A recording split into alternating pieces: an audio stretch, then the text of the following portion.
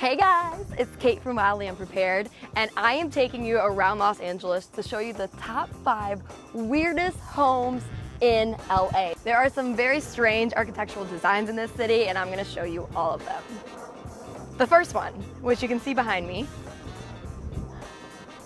is called the Chemosphere or Chemosphere. I am not certain, but it's spelled C-H-E-M-O-S-P-H-E-R-E, so you decide. And it was created by this guy named Leonard Malin way long ago. It was gifted to him by his father-in-law, and he decided to make it a really cool house. It's been used in a lot of films like Charlie's Angels, Body Double, and it's used for parties and events, and you can see why. I mean, what is that thing? It looks like a UFO. Selfies. All right, next up on our list of the weirdest houses in LA is the John Soden House. So this was created in 1926 by a really famous architect, Lloyd Wright. If you don't know him, look him up. He's made a lot of the cool houses in the city. And it's really bizarre looking, kind of looks like a Mayan temple or like a shark's jaw. You'll see, I'll show you.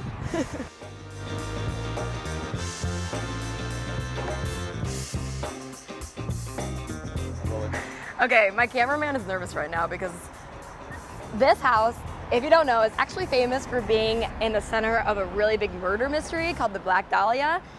It's crazy and it looks really creepy, so it makes sense. After John Soden, there were numerous other owners of this house, and from 1945 through 1950, it was owned by a guy named George Huddle.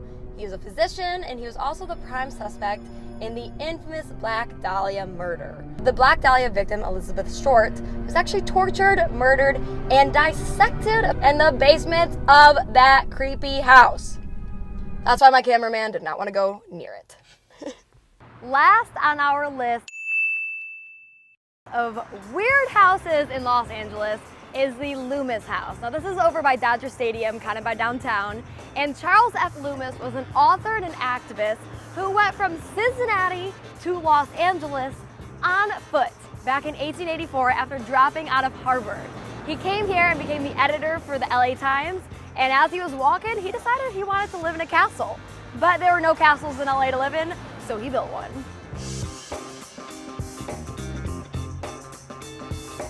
Close. I could go under, I think. You can actually come in and see the home from 10 to 3, but it's 4 o'clock, so we're too late. So just give me a second.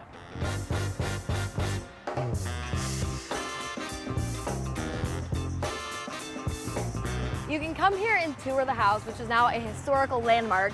And get this, if you say you want the dirty tour, you get a lot more in depth about who Charles Loomis was, and you can hear all the dirty, dirty details about his life.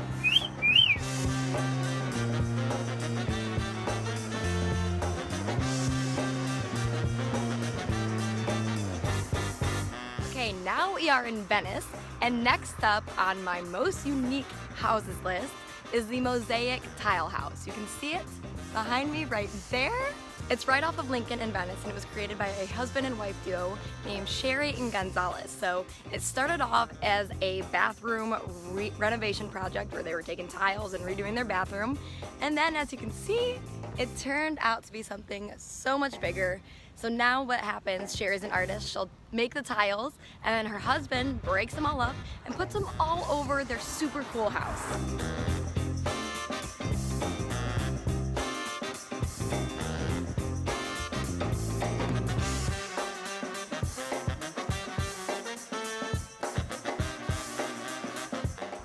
As you can see, there's all sorts of really random, cool, different tiles that they put all over the place. It's literally all over their house, their driveway, this fence thing that they created.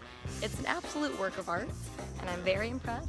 And I believe that at other times you can actually come and go in, and Sherry will give you a tour, so that would be amazing.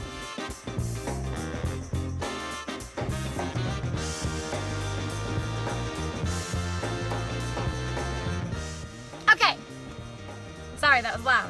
I felt really bad being loud at the Mosaic Tile House because it was just so quiet over there, so peaceful. But I'm in my car and I'm on my way to do the last house in my list of unique houses to check out in Los Angeles. And this one, like, maybe takes the cake, maybe shouldn't be last because it's very bizarre. It's called the Hobbit House and it's in Culver City, right across from the Sony Pictures lot. I'm gonna go check it out. Hopefully it's less quiet so I can be more weird. Let's do it. Also, yes, I'm vlogging whilst driving and I do not care. My eyes are on the road. I'm not even, well, I looked at you there, but for the most part, I'm not even looking at you. And also, yes, I sent Josh, my amazing cameraman, home because I was tired the day we were filming, and now I'm completing them with my phone on another day. Haters gonna hate. I don't want to hear it. It's still sick. These houses make up for my lack of equipment. House number 5. There it is, coming up. This is not a drill. I'm at the Hobbit House, but I can't get out of my car yet because I'm witnessing a drug deal right behind me. I hope they don't see me recording because I may die. I am not even playing when I tell y'all that I had to leave the Hobbit House because there was one drug deal going on behind me, and then when that guy left, another car pulled up, and the homeless man, maybe not homeless, I don't know, he might be making a lot of money, had to go and talk to that car, and it just looked like a real sketch situation. So I drove away, accidentally ran over a construction cone because I was low-key panicking, and they looked up and they saw it was uncomfortable. So I'm circling the block to see how I feel round 2. Oops, I missed it. We're gonna go back and circle again. And yeah, so there's a chance you guys will be watching stock footage of the Hobbit House instead of me actually recording it. But welcome to Wildly Unprepared. I did not expect that. Okay, well, okay. Verdict on the Hobbit House is that it was not safe enough for me to get out of my vehicle and go check it out to show you guys. But from the outside, yeah, I'm gonna say maybe it isn't as cool as I thought. The story behind it is cool though. It was created by an old Disney artist, animator, who was like obsessed with the fairy tale type culture back when we had Snow White and all that going on. So he wanted to build his dream house, and it took him 20 years to make, and he did it. He made a house that looked like it's made for hobbits, and it's weird and not worth seeing. No, it's worth seeing, it's worth going because it was really strange, but still, it's one of the most unique houses in LA, so it still makes my top 5 list. Even if I don't 10 out of 10 recommend going and having a picnic there.